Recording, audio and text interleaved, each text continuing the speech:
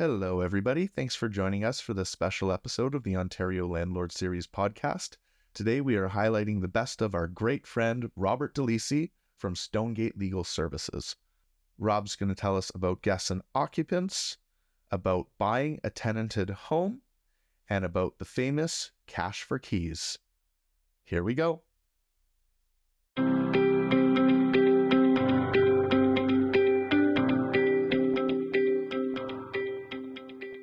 And the comments that we usually hear is cash for keys is extortion. Landlords have no rights.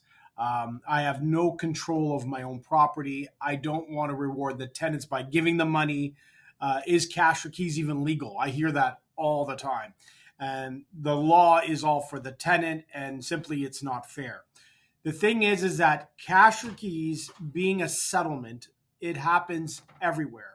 If you get into, if anyone gets a traffic ticket and you go to the court, there's a settlement. You try to work out a deal so that you don't have to go in front of a judge or an adjudicator. Well, cash for keys is the same thing. It is a process where a landlord offers a financial incentive to the tenants or the occupants in exchange for vacating the property voluntarily and returning the keys. The arrangement often is used in situations where landlords want to avoid the time, the expense, and the potential legal implications of evicting a tenant through the legal court system. The amounts offered for cash for keys varies depending on the factors such as local rental market, the condition of the property, and the negotiations between the parties involved. The ultimate goal is to get something called an N11 signed, which is a mutual agreement to end the tenancy. So keep that in mind, is that the purpose of this is just to make the process quicker of getting the tenants out. Let's get into why would a landlord want to have to pay somebody to leave their property? You know what I mean? Like we said, it's been a lot of money. The word extortion was used by you, and for some of your clients have said to you. And yeah, I've heard numbers being requested upwards of $50,000, and landlords paying lots of sums of money to exactly that, to get their property back.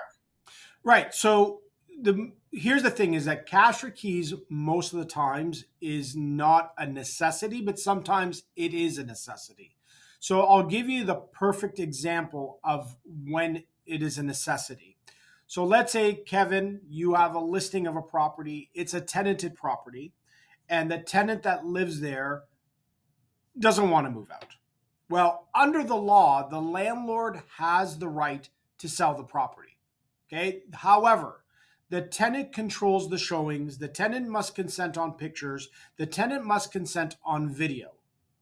On top of that, in the agreement of purchase and sale, on clause number 2, it specifically says that the landlord shall guarantee vacant possession. How do you guarantee vacant possession on a tenanted property? So this is where it triggers something. Once the property is sold firm, the landlord can give legal notice, which is called an N12. It's a minimum 60 days notice. It comes with a 1 month's rent compensation. But I want everyone to note something. On the N12, the second page, 4th paragraph, it actually tells the tenant, if you do not agree with this notice, you do not have to move out, and you can wait for an adjudication. Well, right now, things are starting to get better in the LTB, but I'm still going to tell you that it takes approximately 6 to 8 months just to get to the board. If you get a positive result, you're looking at an additional 30 to 60 days to attain the order, and then another 3 to 6 weeks to have the sheriff evict. So if you look at the timeline of 10, even up to 12 months, I don't know many buyers that are going to stick around. More importantly, if you guarantee vacant possession and your closing is in 60, 90, 120 days, and you can't close because the tenants won't move out, you'll be in breach of contract.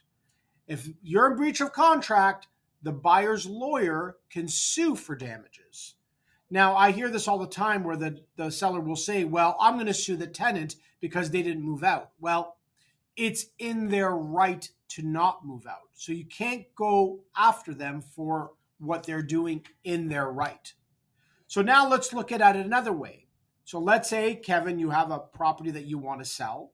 You approach the tenant before you sell and say, look, I'm willing to give you a cash incentive to move out of the property because I do want to sell the property, and having you here will be a detriment. It'll be harder, and I don't want to misplace you and annoy you. So if you give me a fair, reasonable amount that we can work with, we can do what is called cash for keys and have you out in the next 30 to 60 days. Once that person is out, now you don't have to worry about showings. You don't have to worry about pictures. You don't have to worry about video. The most important thing, though, is now you can guarantee vacant possession. And to keep something in mind is that, let's be honest, is that when a tenant is in the property, since it's not their property, they don't really care about the cleanliness. They don't care about what it smells. And if the property is vacant, more than likely, and I'm not going to say with guarantee, but you'll be able to command a higher dollar when selling the property. To talk to you today about occupants, tenants, guests, the difference between them, how the rules and regulations work. People can be added to leases. Anyways, we're going to get into it all. So let's bring in Mr. Rob to start off with what is the fine difference between them and how does that look at? So when we get into occupants, roommates, or guests, I guess for the landlord, it doesn't matter what they are because they're not tenants.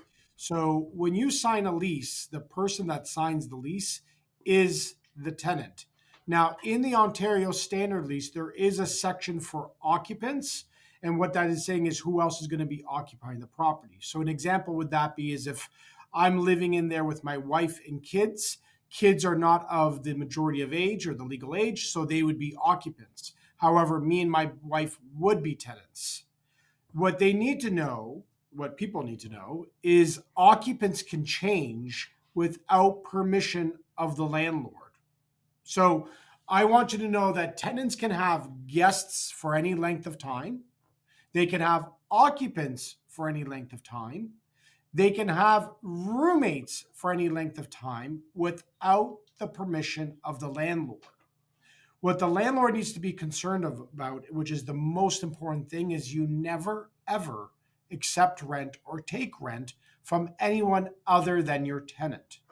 Because if you do, you don't want to be in a position where they claim that they are tenants. So it's very, very, very clear that you must only accept rent from your tenant. Now, I know you're going to get into this, so I'm going to jump in if you don't mind, that tenants are responsible for the damage caused by their guests. So if an occupant or a roommate does do damage, it is the responsibility of the tenants. The tenant may also be responsible if their guests commit illegal acts. Okay. Landlords may give a guest a trespass notice if they interfere with other tenants or the landlord.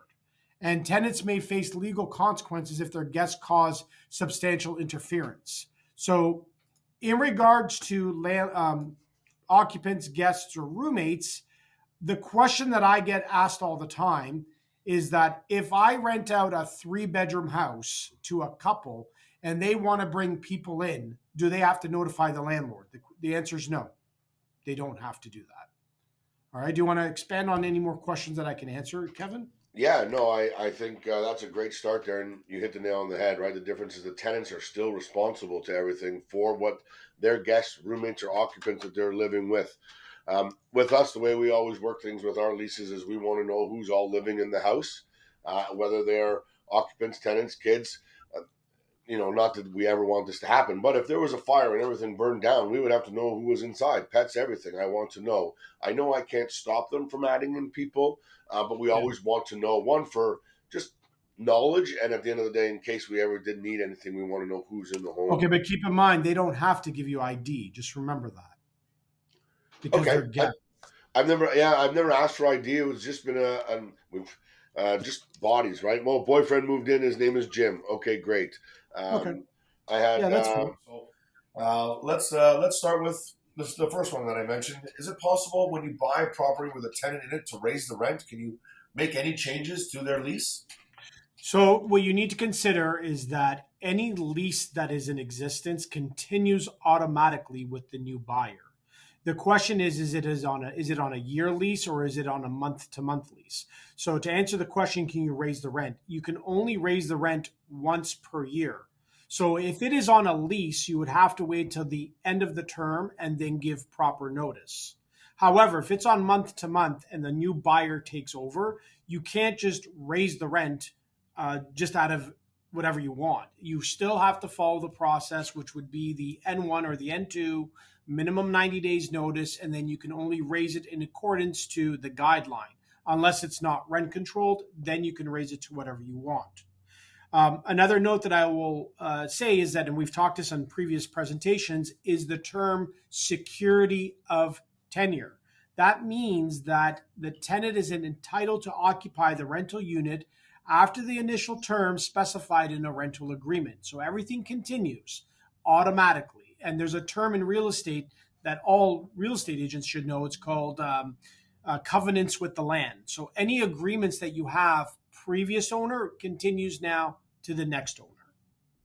So let's say then Rob, a person buys a property with a tenant in it. They can't change the rent, right? Which you just said, other than what the guideline was, which this year was 2.5%, and they can only do it once a year, so they can't do that right away. Can they get them out? Can they evict them? Can they choose a new tenant to move in? Can they do anything?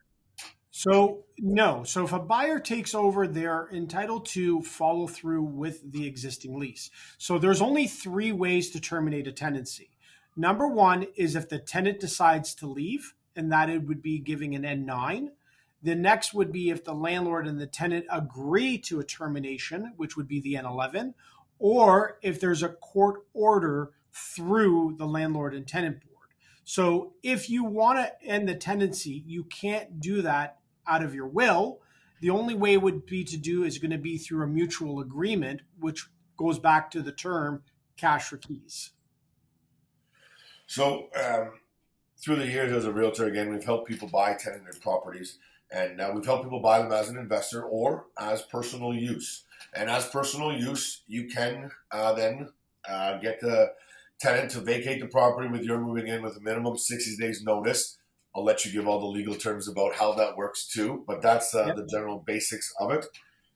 And then then I have investors that know this information, and they ask me, "Can I do that? Can we say we're moving in?" And obviously they can't do that, but I'll leave that with you. How would you advise somebody with that?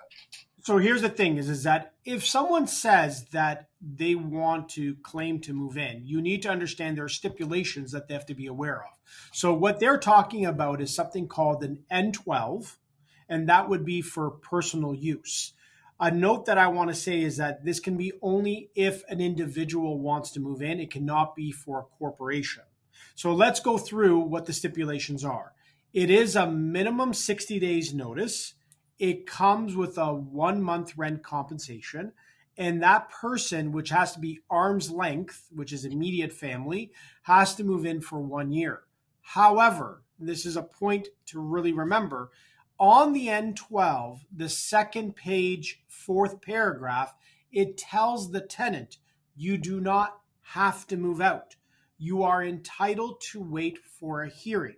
To get to a hearing for an N12, you are looking at minimum 6 to 8 months. But there's more. Once you get to the hearing, if you're successful, you're going to wait 30, 60 days to get the order. And then that person must move in for 1 year. So if you look at the timeline, you're almost looking at 2 years before you could re-rent or sell the property. Even though the notice is a minimum 60 days notice, remember, this is Canada, this is Ontario, they have the right to wait for a hearing. Please remember, while we are professionals, this podcast is for informational and entertainment purposes only. The advice shared may not apply to your unique situation. Always seek personalized advice from a qualified professional before making any investment decisions. Hey everybody, Thanks so much for joining us this week. I hope you enjoyed the episode. If you're finding it informative and useful, make sure to like, subscribe, share with a friend so that we can keep getting the information out there to Ontario landlords. And keep on joining us. We'll see you next time.